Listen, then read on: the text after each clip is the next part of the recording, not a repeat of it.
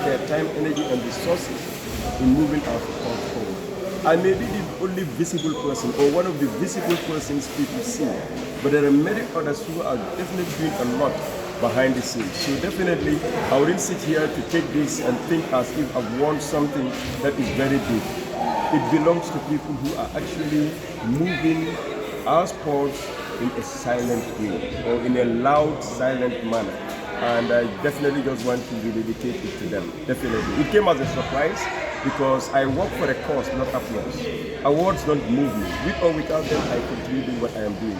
But I really want to thank the Sports Journalist Association and also urge others who are doing a lot more in their own ways to continue doing.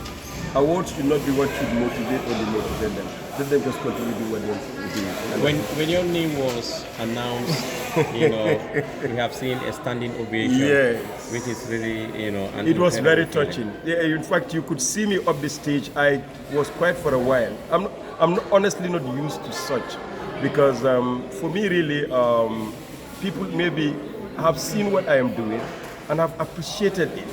But to me, really, I am doing just that which was done for me. It's like giving back. You understand what I mean?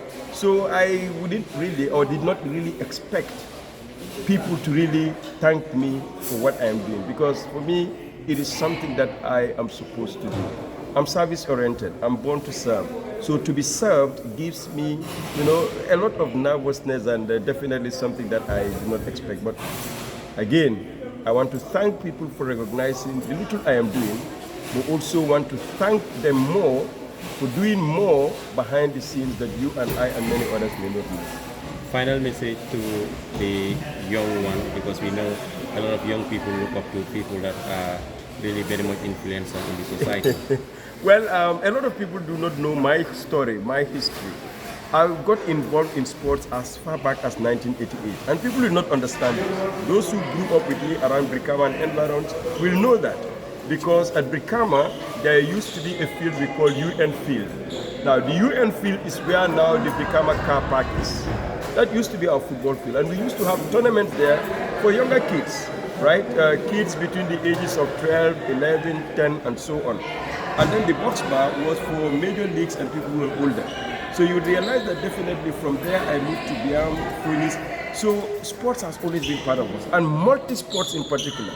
I'm not just football. I'm into other sports, and I've participated in all other sports. So for me, really, sports is sports. That is why when I look at sports committees concentrating only on football, I don't understand.